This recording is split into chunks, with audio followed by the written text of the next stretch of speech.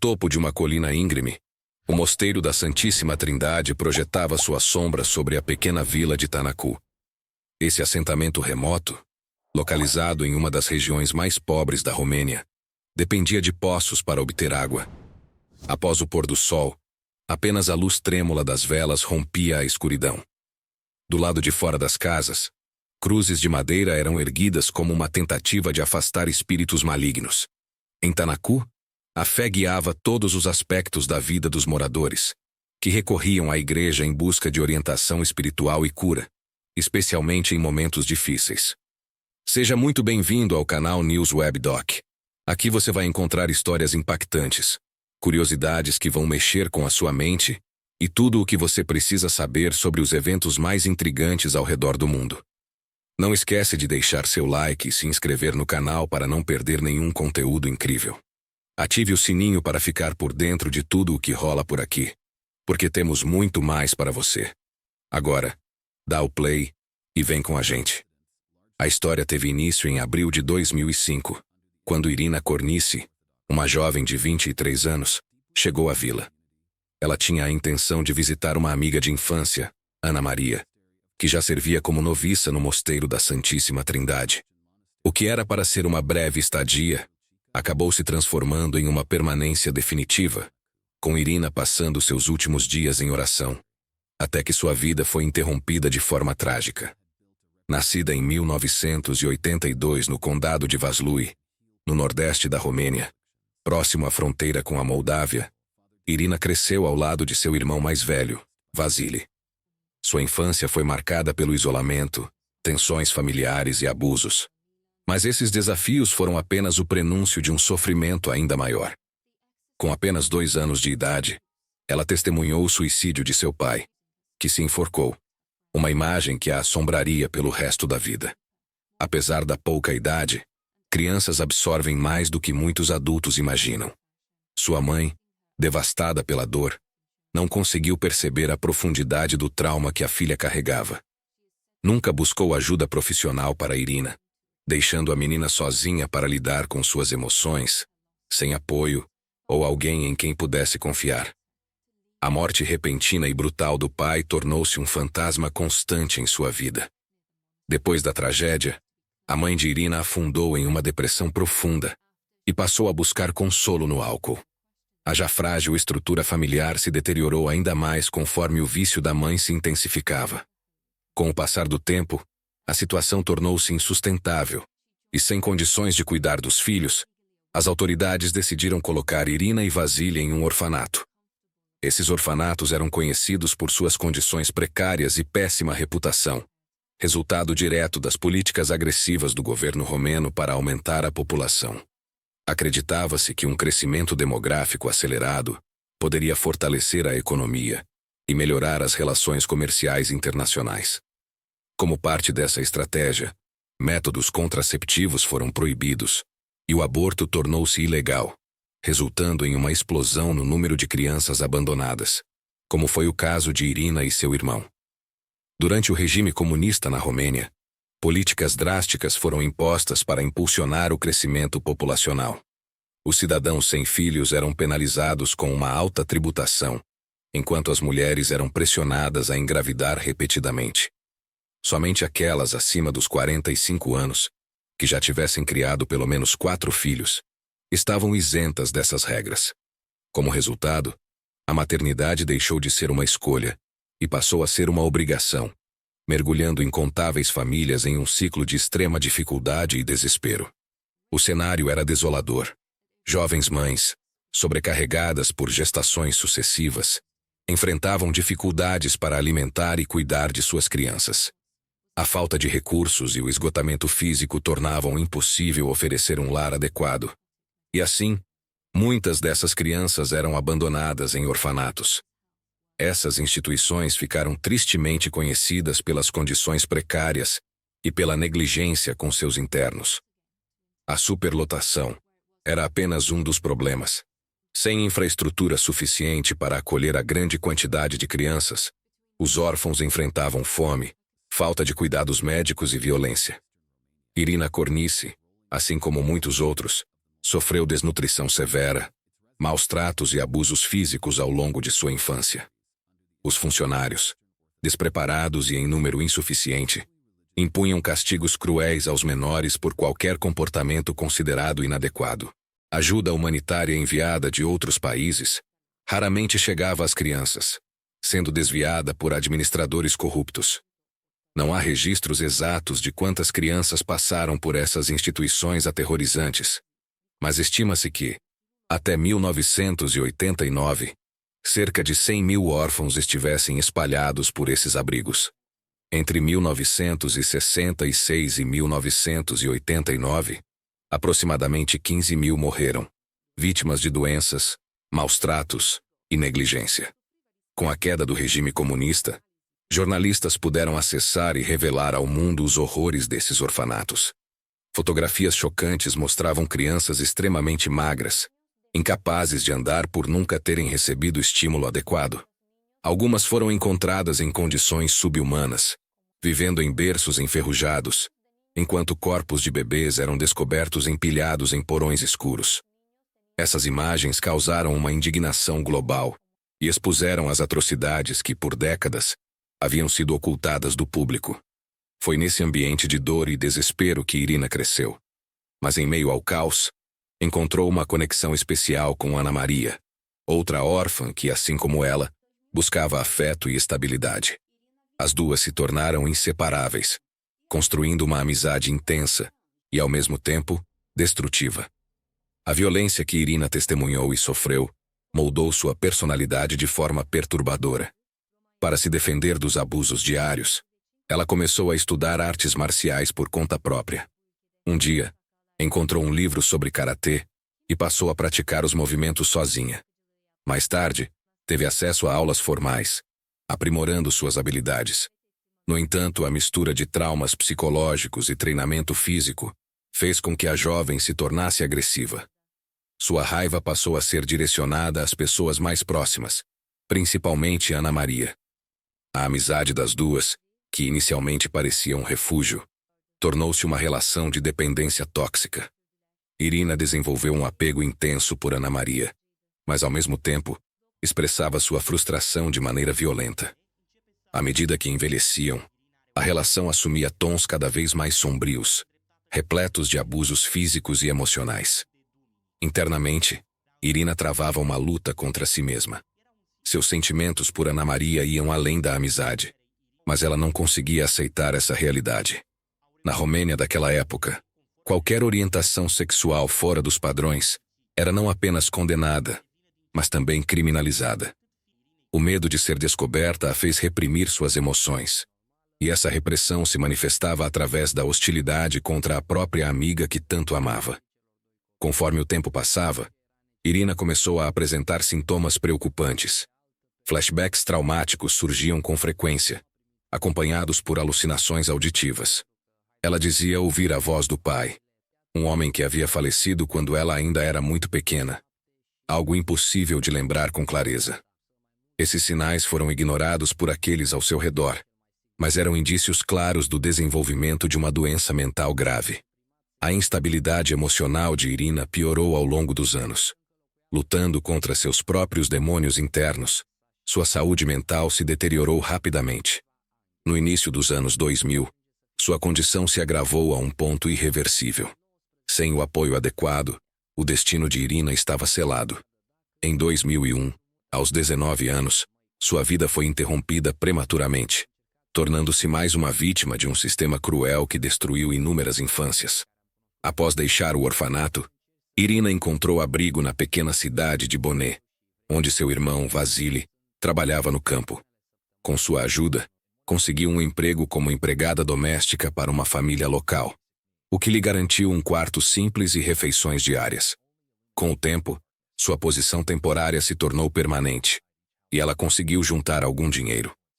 Depois de alguns anos, buscou novas oportunidades e viajou para a Alemanha, onde trabalhou como babá. Durante esse período começou a sonhar com uma nova vida no exterior, planejando economizar o suficiente para se mudar definitivamente. Mesmo distante, manteve contato com Ana Maria, sua amiga de infância do orfanato, que sempre fora sua âncora emocional. Entretanto, ao retornar à Romênia em 2005, descobriu que Ana Maria havia se tornado freira no Mosteiro da Santíssima Trindade, um convento recém-estabelecido na região de Tanacu. Determinada a convencê-la a abandonar aquela vida e partir com ela para a Alemanha, Irina viajou até o local. O mosteiro era uma construção modesta, com um telhado prateado e paredes de pedra. Pequeno e relativamente novo, abrigava cerca de 30 freiras que levavam uma vida simples e austera. Ao encontrar Ana Maria, Irina compartilhou entusiasmada seus planos, descrevendo as oportunidades e a liberdade que as esperavam no exterior. No entanto, sua amiga recusou a oferta. Para Ana Maria, a vida religiosa havia lhe proporcionado algo que o orfanato nunca conseguiu oferecer: pertencimento e paz. Diante da recusa, Irina sentiu-se dividida. Em um primeiro momento ficou frustrada, mas à medida que passava mais tempo no mosteiro, algo nela começou a mudar. Havia uma calma ali que contrastava com a instabilidade de sua vida até então. O monasticismo oferecia proteção, comida garantida e, acima de tudo, um senso de comunidade. Movida por um impulso inesperado, Irina decidiu ficar. Sua entrada no convento a colocou sob a influência do padre Daniel Petru, uma figura carismática e controversa dentro da Igreja Ortodoxa Romena. Com uma longa barba ruiva e olhos verdes penetrantes, Daniel possuía uma presença imponente. Antigo estudante de direito e ex-jogador de futebol, ele abandonou sua formação para se dedicar à fé, sendo inesperadamente nomeado líder do mosteiro sem qualificações formais. Desde a fundação do convento, Daniel havia atraído seguidores devotos, em sua maioria mulheres que buscavam redenção e propósito. No entanto, seu comportamento e doutrinas não convencionais despertaram preocupações entre as autoridades religiosas. Ele rejeitava os princípios científicos modernos e se opunha veementemente à cooperação entre diferentes denominações cristãs. Seu radicalismo logo chamou a atenção da Igreja, que o advertiu repetidamente para que moderasse sua abordagem. À medida que sua reputação se tornava mais polêmica, Daniel passou a isolar sua comunidade do mundo exterior. Em 2005, quando Irina chegou ao mosteiro, ele já havia afastado todos os monges homens, restando apenas ele e suas seguidoras.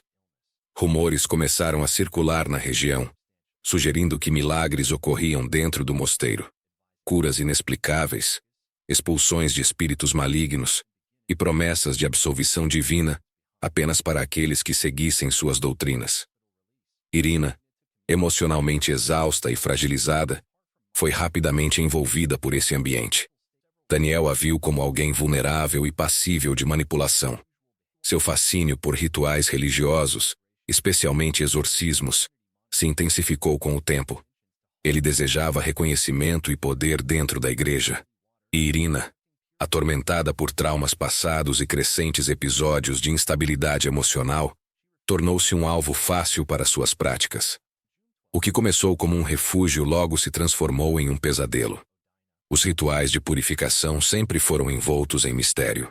Iniciados com orações e cânticos sagrados, buscavam libertar almas atormentadas de forças invisíveis. O padre conduzia a cerimônia com símbolos religiosos, cruzes, incensos e água benta, enquanto a pessoa aflita reagia com convulsões e gritos, sinais interpretados como resistência dos espíritos malignos. A prática era considerada extrema, um último recurso para aqueles que já haviam esgotado todas as outras formas de ajuda. Na Romênia, em regiões rurais onde a medicina moderna era vista com desconfiança, a fé era a única cura aceita. O povo acreditava que enfermidades inexplicáveis tinham origens espirituais, e os sacerdotes eram mais procurados que médicos. No Mosteiro da Santíssima Trindade, o jovem padre Daniel emerge como uma figura carismática e controversa. Obcecado por escritos antigos sobre possessão e exorcismo, ele passou anos estudando relatos de santos que libertaram almas do domínio demoníaco. Seu objetivo era alcançar esse mesmo status, provando sua fé inabalável ao enfrentar forças obscuras. O mosteiro, isolado no topo de uma colina, tornou-se um refúgio para mulheres em busca de paz espiritual. Foi lá que chegou Irina. Uma jovem marcada por um passado de dor. Órfã desde a infância, Crescera sem amor, carregando cicatrizes invisíveis da negligência e do abuso. Inicialmente, a rotina monástica lhe trouxe conforto, mas com o tempo, algo dentro dela começou a se agitar. Certa noite, após um serviço religioso, Irina desabou no chão da capela. Seu corpo se contorcia em espasmos violentos, e de sua boca escapavam palavras ininteligíveis. As freiras se agruparam ao seu redor, murmurando preces, enquanto Daniel a observava com um brilho intenso no olhar. Para ele não havia dúvidas. Ela estava possuída. Os dias seguintes foram um tormento para Irina. Trancada em seu quarto, era submetida a jejuns e longas sessões de oração. Quando seus surtos pioraram, as freiras a amarraram à cama para impedir que se machucasse. Em vez de buscar auxílio médico, Daniel viu na situação uma prova de sua vocação. Preparou-se para realizar o que seria seu primeiro grande exorcismo. Com velas acesas iluminando o aposento, ele iniciou o ritual. Seu tom de voz firme ecoava contra as paredes de pedra. Os gritos dela eram ensurdecedores, e seus olhos, antes cheios de medo, agora refletiam algo desconhecido. O padre recitou passagens sagradas, aspergindo água benta sobre seu rosto. Em resposta, Irina lançou uma gargalhada arrepiante. Um som que gelou o sangue das freiras ao redor. Elas estavam aterrorizadas, mas Padre Daniel via naquilo um sinal de que o ritual estava funcionando. Ele acreditava que, com fé suficiente, poderia libertá-la. No entanto, o que ele não compreendia era que Irina não precisava de um exorcismo, mas de ajuda. Os anos de trauma, a solidão e o sofrimento haviam lhe roubado a sanidade. O que Daniel interpretava como possessão era, na verdade, o desmoronamento de uma mente frágil, algo que apenas a medicina poderia tratar. Mas, cegos pelo fervor religioso, ninguém no mosteiro considerou essa possibilidade. Dias depois, Irina parou de resistir. Seu corpo exausto não suportava mais. O silêncio que se seguiu foi interpretado como uma vitória do padre sobre as trevas. Mas, na realidade, era apenas o fim de uma luta que nunca deveria ter acontecido. Daniel, convencido de seu poder, continuou realizando rituais semelhantes, ganhando notoriedade entre os fiéis da região. Enquanto isso, as histórias sobre Irina desapareceram, enterradas sob o peso da crença inabalável de que a fé poderia curar tudo, até mesmo aquilo que exigia compreensão e cuidado humano. A busca pela redenção sempre exigiu sacrifícios. No Mosteiro da Esperança Eterna, enclausurado entre colinas cobertas por névoa, os monges acreditavam que apenas a purificação extrema poderia libertar uma alma das sombras. O silêncio e a disciplina regiam a rotina, e qualquer perturbação no equilíbrio espiritual era vista como uma ameaça. Foi nesse ambiente que chegou Irina, uma jovem cujo passado era um enigma para todos. Ela chegou ao mosteiro após um período de recuperação em um hospital, trazendo consigo um olhar perdido e uma inquietação constante. Os monges a acolheram, ensinando-lhe a importância do jejum, da oração e da confissão como formas de limpar sua alma. Ela se entregou à nova vida, buscando esquecer seus antigos pecados e encontrar um propósito. Por um tempo, Irina parecia se ajustar. Participava das orações diárias, trabalhava nos jardins do mosteiro e seguia as regras com devoção. Mas pouco a pouco, algo dentro dela começou a mudar. Durante os serviços religiosos, ela ria de forma incontrolável, sem razão aparente. À noite, murmurava palavras desconexas e despertava em meio a gritos. Seus momentos de lucidez eram interrompidos por acessos de raiva e atitudes autodestrutivas. A comunidade monástica, profundamente devota e supersticiosa, começou a sussurrar entre si. Irina estava possuída. Para eles, doenças mentais eram um mistério, e em vez de buscar explicações científicas, acreditavam que forças malignas haviam se apoderado da jovem. A situação atingiu um ponto crítico quando Irina fugiu do mosteiro durante a noite, deixando para trás tudo o que possuía. Seu destino era incerto, mas seu objetivo era claro: recuperar algo que lhe fora tirado. Ao chegar à cidade vizinha, descobriu que pessoas em quem confiava haviam se aproveitado de sua vulnerabilidade, roubando suas economias e tomando o que lhe restava. Sentindo-se traída e desolada, ela mergulhou em um estado de desespero profundo. Sem ter para onde ir, Irina retornou ao mosteiro. Mas algo nela havia mudado. Seu comportamento tornou-se errático, oscilando entre períodos de calma aparente e surtos violentos. Ela falava com vozes invisíveis, recusava comida e água, e em momentos de fúria, atacava aqueles que tentavam ajudá-la. O abade do mosteiro, Padre Daniel, interpretou a situação como uma batalha entre o bem e o mal. Para ele, a jovem estava sob domínio de uma entidade sombria e precisava ser purificada. Assim, decidiu que um exorcismo era a única solução. Com a ajuda de outros monges, ele iniciou o ritual. Irina foi levada à capela, onde foi amarrada para impedir que se ferisse. O ambiente era iluminado apenas por velas tremulantes, e o cheiro de incenso preenchia o ar. O padre recitava orações em latim, enquanto os monges aspergiam água benta sobre ela.